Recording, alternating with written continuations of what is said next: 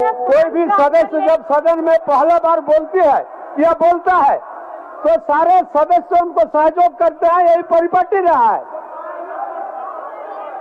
मान्य सदस्य, मान्य सदस्य, हमारे विपक्ष साथी, मान्य सदस्य, मान्य सदस्य, कि कृपया अपना स्थान मान्य सदस्य, जब पहला सदस्य जब विधानसभा में पहला बार बोलते हैं तो सुनना चाहिए, सुनना चाहिए।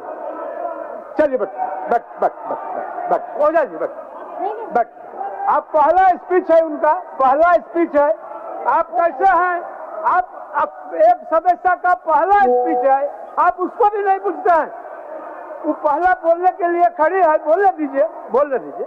ओझा जी आपको पर्याप्त अवसर मिलेगा बोलने के लिए अवसर मिलेगा आपको, देंगे। चलिए अभी पहला स्पीच है उनका। चलिए पहला स्पीच है भानु जी, पहला स्पीच है, बोलने दीजिए। एक तो महिला सदस्य है, एक महिला।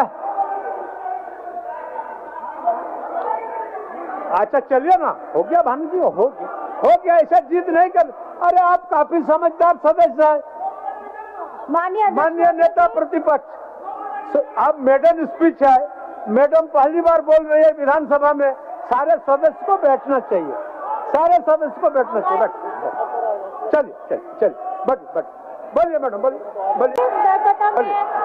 सर्वप्रथम मैं आपका धन्यवाद करती हूँ कि आज के इस अवसर पर आपने मुझे इस महान शक्तिशाली सदन में बोलने का मौका दिया है, और मैं हमारे विपक्ष साथियों से अनुग्रह करना चाहती हूँ, विनम्र है, मेरा प्रणाम है, कृपा करके मेरा पहला भाषण है। मैं चाहती हूँ कि अपना आप स्थान ग्रहण करें और मेरी बातों को थोड़ा सुनने का समय प्रदान करें।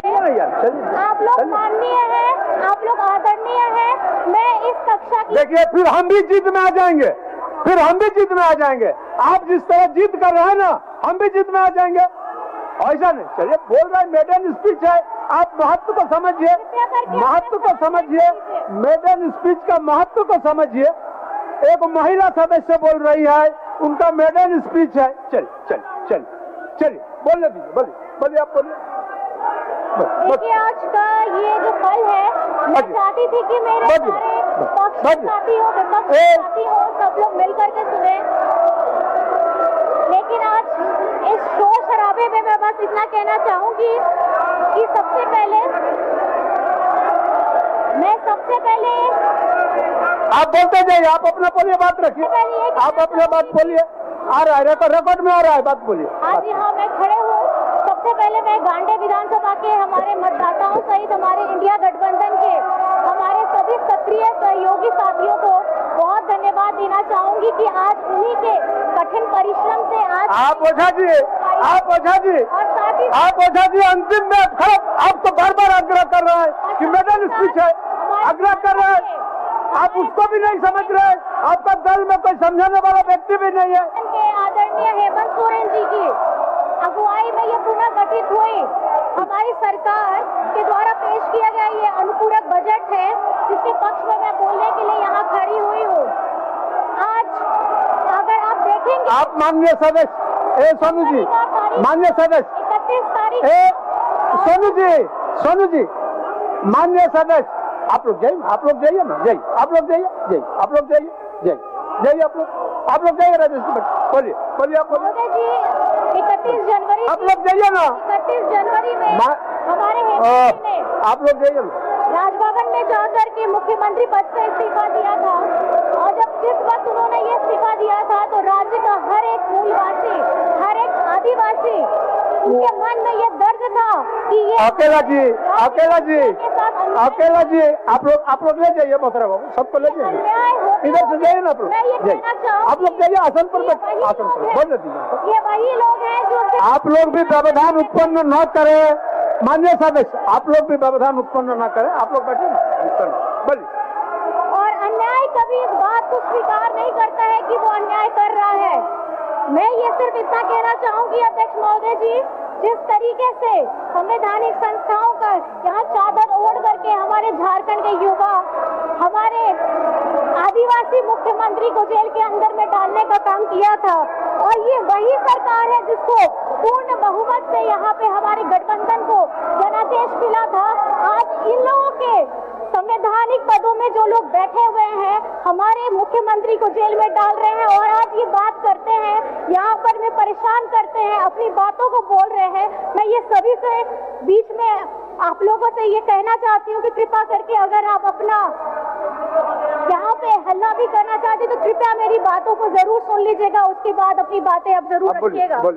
साथ में मैं ये कहना चाहूंगी कि जिस वक्त हम लोग हमारे आदरणीय चंपई चाचा जी के पक्ष में विश्वास मत में हम लोग यहाँ पर में आए थे और हमारे नेताजी ने कहा था कि संस्थानों की कार्रवाई भेदभावपूर्ण है, इनके पास मेरे खिलाफ कोई साक्ष्य नहीं है, मैं फिर वापस आऊंगा और अब की बार ज्यादा ताकतवर होकर आऊंगा और आज ये हमारे बीच में है, बैठे हुए हैं हम। माननीय महोदय जी, मैं ये कहना चाहती हूँ कि जब न्यायालय का फैसला आया और न्यायालय के फैसलों के बाद हमारे लोकतंत्र के सभी स्तंभों में उनके स्थिति की चर्चा होनी चाहिए। मैं ये कहना चाहूंगी कि हेमंत जी पर लगे महज सिर्फ आरोप पर विचारकों को अपने चैनल पर ये आमंत्रित करने वाले लोग, समाचार पत्रों में पहले पन्ने पर अपने विचार को छापने वाले लोग आज चुप है। आदिवासी पर भद्दी टिप्पणी करने वाले लोग जस के तस अपना खाना परोसने में लगे हुए हैं।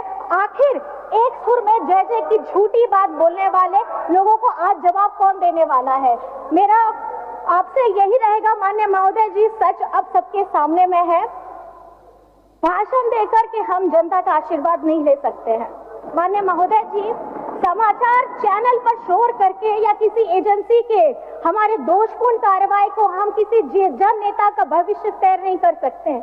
अध्यक्ष महोदय जी, मैं ये कहना चाहूंगी कि हमारे सहस्त्र बाहु एनडीए के लोगों को ये समझना होगा कि ये झारखंड है। यहाँ पर मैं गुजरात की बात करके झूठा सपना दिखा करके आप वोट नहीं मांग सकते हैं। यहाँ हम काम पर वोट मांगते हैं और आज यहाँ हर एक व्यक्ति हेमंत जी के साथ में खड़ा है।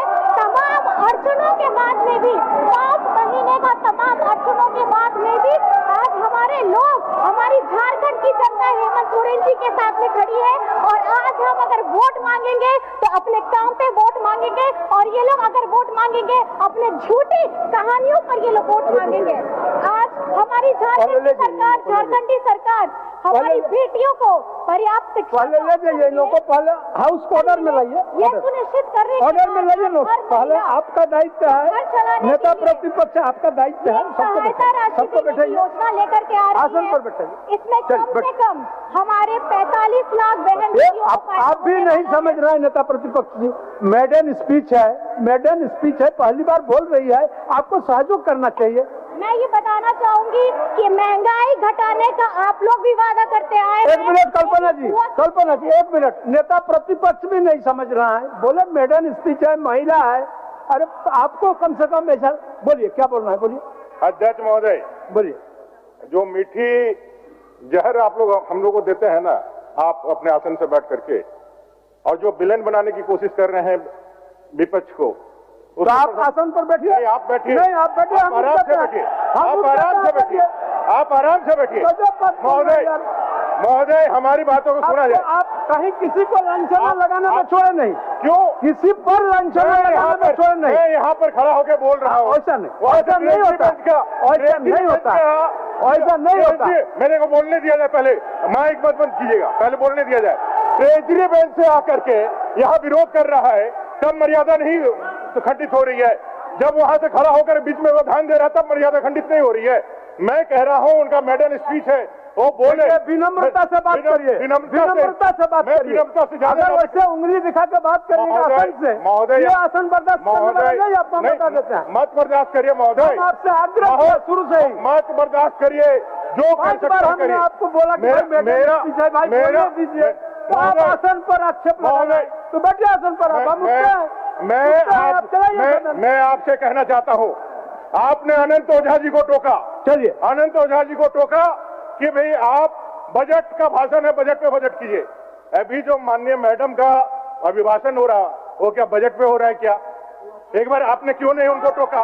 मेडन स्पीच है। आपको हम कहाँ से मेडन समझाएं? स्पीच है, वो मेडन आपको स्पीच हम कहाँ से हो रहा है। समझाएं? एक आंख में नेता काजल, प्रतिपक्ष एक आंख आपको में कहाँ से नहीं लगा समझाएं? सकते हैं। पहला speech maiden maiden speech, speech budget पे हो रहा महोदय। महिला सदस्य का स्पीच और अनंत ओझा जी का स्पीच दोनों में अंतर होता है। मेडन स्पीच वो के नाम 10 साल का सदस्य है। मेडन स्पीच के नाम बड़ा पर मुश्किल वाला बात है। मेरा सिर्फ यही आग्रह था। ठीक मेरा सिर्फ महोदय, कल्पना जी बोलिए, महोदय, बोलिए। हमारे माननीय अब बोलने अध्यक्ष दीजिए, अब बोलने दीजिए, बोलने। अध्यक्ष जी, जब बोलने सवाल दीजिए, इतना आ बोलने ही दीजिए। गया है तो अध्यक्ष जी, चलिए।